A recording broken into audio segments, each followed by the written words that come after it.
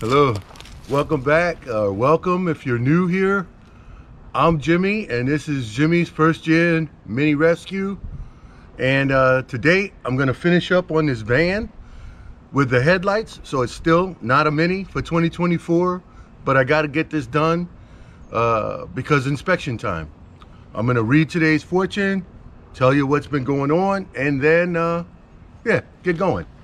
So today's fortune says, there's nothing that costs so little nor goes so far as courtesy.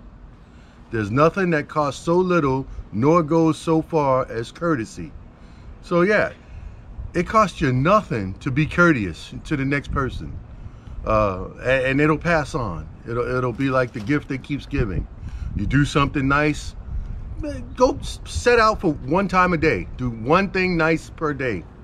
And then bump it up to 2 or 3 in a month or 2, you know. So yeah, be courteous, more courteous to your fellow man. All right, that's it for that. Where am I at? Let's look this here. All right, the van had headlights. The headlights had moisture in them. Virginia State inspection, that wouldn't pass. So what I did about 5 days ago, I removed the headlights. In order to do that, I had to take the grill and a little body panel fascia thing off, which was held on by like 4 screws and then a clip down here at the end. And then the headlight has four screws as well, 2 on the bottom, 2 on the top, and then the grill, again, 4 screws. So a total of 12 screws to get this whole front end like this. I dried the moisture out. I poured alcohol in my headlights. They're supposed to be the sealed headlights, but the van is a 2013 Mercedes Sprinter, so those seals are probably original. They could have dried out. There was some dust and dirt and debris. Plus there's the vents that's supposed to keep that from keep it from getting moisture in it. However, it happens, no big deal. I dried it out, used alcohol. I had them sitting on my heater registers in the house. So for the past 5 days, they've been air drying with the hot air because it is January, it's a Monday. I thought my inspection was tomorrow. However, it's on Wednesday. So today's Monday, but tomorrow we're expecting 3 inches of rain. So I'm glad I'm not going tomorrow, but I'll be going Wednesday. However, I'm gonna still put this back together today, so I'm not doing it in the rain. What I also did was I ordered some desiccant packs, like 50 mil, or I'll show the size. Not sponsored, I just ordered them off of Amazon, and I'll show you what I ordered. And I'm gonna put 1 desiccant pack in each headlight. There's a cover that goes on the back of the headlight that you just remove the cover if you have to change a bulb, right? And you access it here. You can see my hand. You access it here, or you access it on this side, and you take that cover off and you just pull and replace a bulb. You don't have to disassemble the whole front of the car just to a van just to change headlight bulbs. I had to do it to dry them out. So that's the only reason I removed the headlights, to dry them out. Anyway, I'm gonna get all of the stuff. I'm gonna show you what I'm doing, and I'm gonna get this thing reassembled. Shouldn't take too long. Having said that, it always takes too long. But it's about 50 degrees. Let me talk about the shirt. Matt's Off-Road Recovery. My wife and I, one of our West Coast road trips, we stopped by there. It was the weekend, so I didn't get to meet the people, the guys, but the shop, the gift shop was open.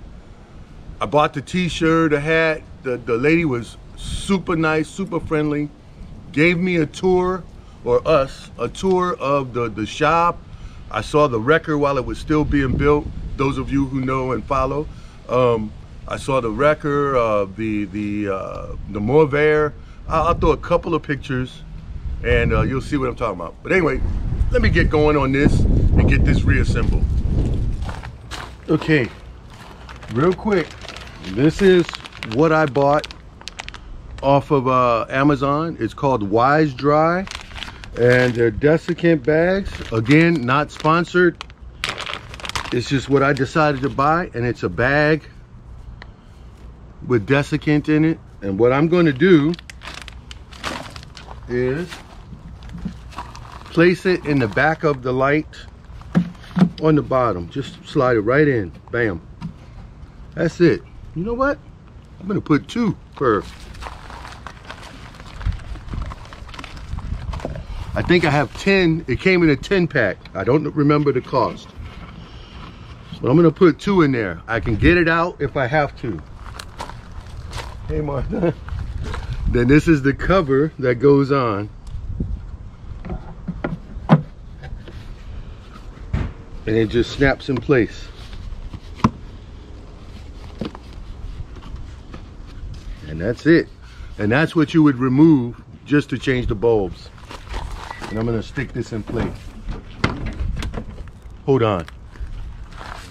Anyway, it's a matter of just putting the 4 bolts in place, and got them here on my little stand.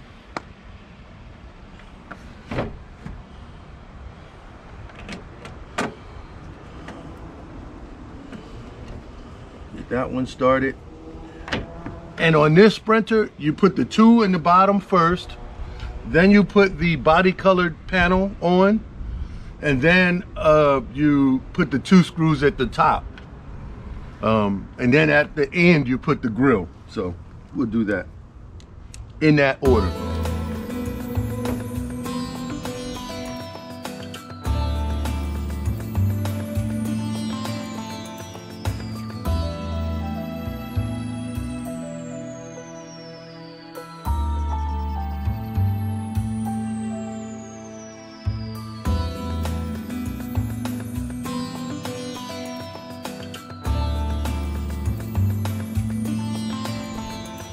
We have to do the other side. Okay, I know like some of you eagle-eyed viewers notice I didn't plug the light in over there. I had to reach in and plug it up because I didn't think about it until just now when I saw this plug dangling. So I reached in over there and plugged it up, so don't worry. Or when I went to test it and turn the lights on and that one didn't work, I would have figured it out rather quickly. However, let's get this other side so we can get the little body panel done. But that was funny. Okay, let's get these 2 desiccants on the bottom. Let's put one on this side here and one on this side. And I'm putting the desiccants in, but if they slide around, I've got, you know, long needle nose. I can just grab them and pull them out. If I can't get them, you know, by hand reaching around. The cover.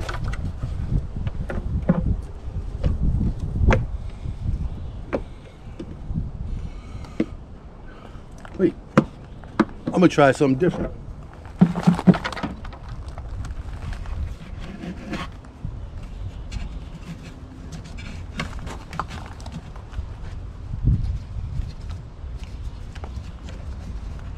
See if this will work right here. Nah.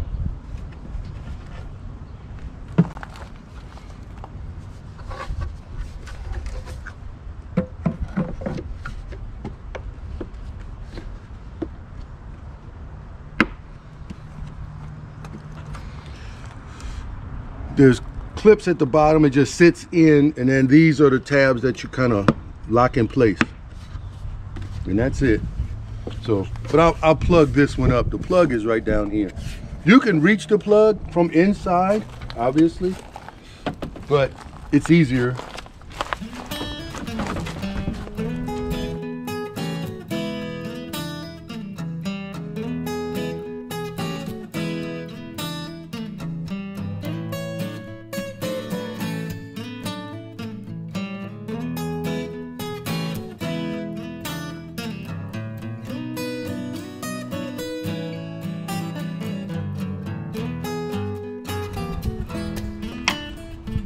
What I did was make sure the upper holes are lined up but you can't put the upper screws in, or at least you can put this one, but not this one, because the body panel uses a screw here and the other screw down here. So, but you got to tighten these.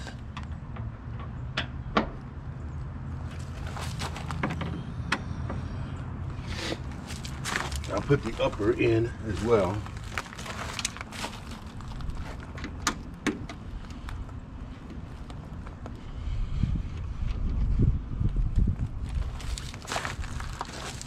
And I'll do the same for the other side.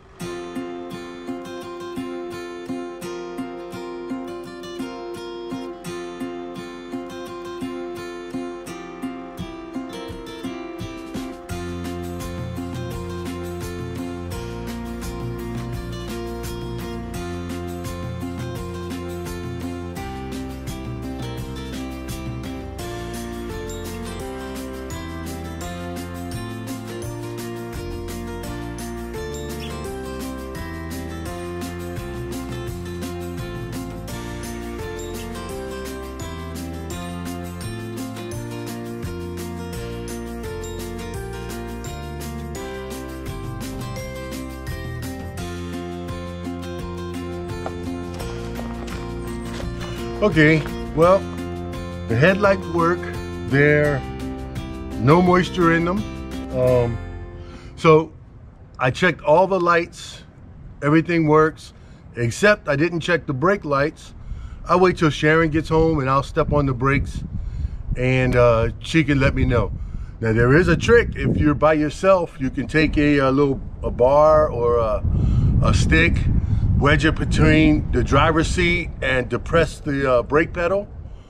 While the car is in run but not running, you can do that. And the same with the ignition. The keys are in the run position, but the car is not running. You didn't start it. You just turned it 2 clicks if you're still using keys.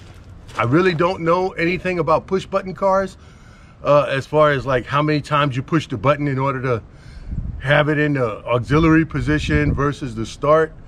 We don't have a car that's push button. However, my original Mustang that I think I showed the picture of, the solenoid didn't work on that car. So I wired in a horn button to start that car. You still had to turn the key to the run position, but once you did that, you had to push the button to start the car. Now that was sort of my anti-theft device. It seemed to work because the car never was stolen. But yeah, that was the way I rigged it, because I'd never bought the solenoid, the starter solenoid. I never bought one. So, which I probably should have bought one and fixed it correctly, but whatever. But yeah, so I had a push button car back in the early 80s and late 70s, early 80s. I had a push button start. And I used to think that was like NASCAR, you know, it was kind of cool. Anyway, okay, so it wasn't that hard. If I wasn't filming, you know, 20, 25 minutes, a 30-minute job to take them out or put them back in. But trying to get you guys good angles, you know, you move the camera, whatever. Anyway, so there's a few things I'm gonna clean up in the back of the van because I gotta drive and all my junk back there that I call it organized chaos, but that stuff's gonna move around while I'm driving. I am gonna probably rinse the van off, even though, like I said, tomorrow we're supposed to get up to 3 inches of rain. But it'll be clean. And I just wanted to show the wash setup here. This is just a Sunjo electric pressure washer, not sponsored, of course. And then I buy these long brushes, scrub brushes, because the van is really tall. So this is just a little scrub brush. I use a bucket over there. I don't know if you can see it, but that's a 5-gallon bucket with some hot, warm, soapy water. And just a reaching handle scrub brush. And that's what I use to wash the boat and the van, to reach those high places. I just wanted to show that real quick. I'm not going to show me washing it. But yeah, that's what I'm doing. And then I'm also going to check the tire pressures. I'll do that right now. But you don't need to see that. It's just checking tire pressures. It's like watching paint dry. You don't need to see that. You know how it works. Anyway, that's it. Short one today, hopefully. We'll see in editing. I'll cut it down. But yeah, I want to thank everybody for watching, tuning in. I know it's not minis.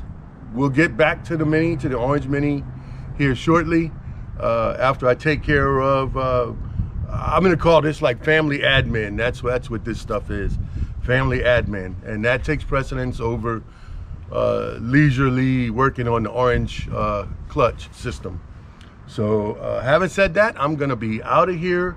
I want to thank you all for watching, subscribing. I don't care if you don't subscribe.